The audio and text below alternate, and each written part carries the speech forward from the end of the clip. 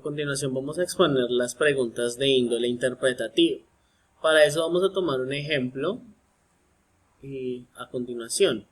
En el texto anterior los acontecimientos principales ocurren en el siguiente orden. Esta es una pregunta de índole interpretativa. ¿Por qué? El enunciado nos dice los acontecimientos principales ocurren en el siguiente orden. Eso quiere decir que nosotros debemos leer el texto de una manera cronológica. Debemos encontrar cada una de las proposiciones a través del desmonte proposicional que ya hemos expuesto en videos anteriores e encontrar esas proposiciones de macroestructura. Entonces, para fines específicos vamos a definir qué es una pregunta interpretativa o de índole interpretativa. Aquí el estudiante encuentra e identifica el sentido general de una afirmación. Entonces, en las preguntas de índole interpretativa el estudiante debe ser muy bueno rastreando información y además encontrando el sentido global de esa afirmación en específico. Eso se llama en lingüística tópico del discurso. Entonces, para definir qué es el tópico del discurso, decimos que en lingüística un tópico es un tema o un asunto principal del que se habla, se explica, se predica o se comunica algo.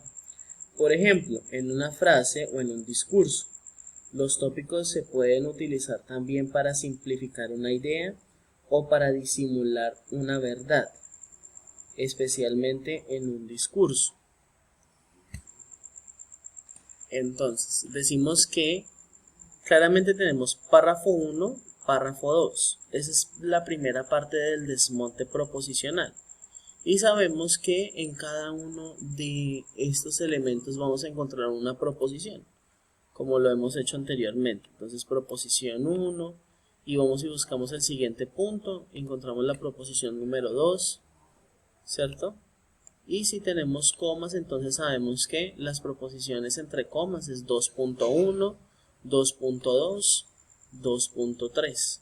Por lo menos acá tenemos hijo de Laertes, 2.1, de linaje divino, 2.2, odiseo de mil trucos, 2.3. No te quedes ya más en mi morada contra tus deseos, 2.4.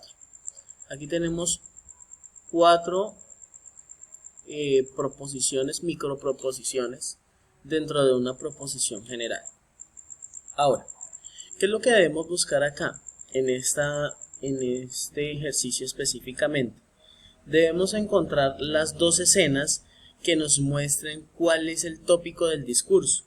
Para encontrar el tópico del discurso, lo más importante es encontrar el verbo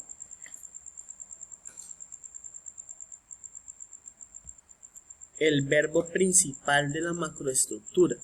Entonces, decimos, pero ante todo tienes que cumplir otro viaje y llegar a las mansiones de Hades y la venerada Perséfone. Aquí, el hijo de Laertes, o sea, Odiseo, está haciendo una interlocución con la diosa y la diosa le hace un verbo imperativo, tienes que. De aquí en adelante, toda la información que tenemos acerca de esto, ¿cierto? No es un verbo imperativo, sino es parte de ese verbo imperativo. La diosa narra de manera poética lo que debe hacer o lo que se va a encontrar.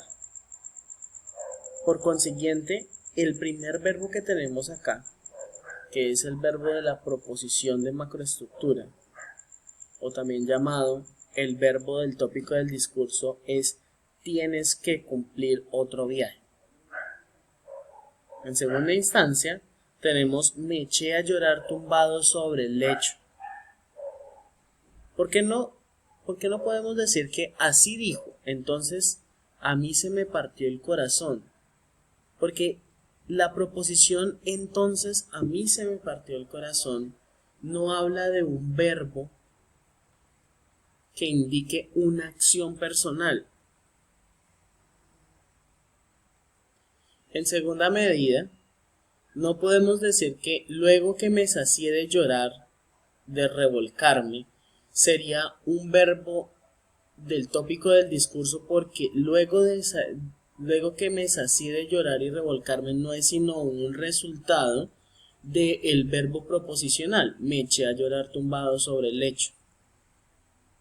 Entonces, en términos generales, lo que hay que buscar o rastrear son los verbos proposicionales, los verbos que nos llevan a entender la macroestructura. En palabras más específicas serían los verbos del tópico del discurso.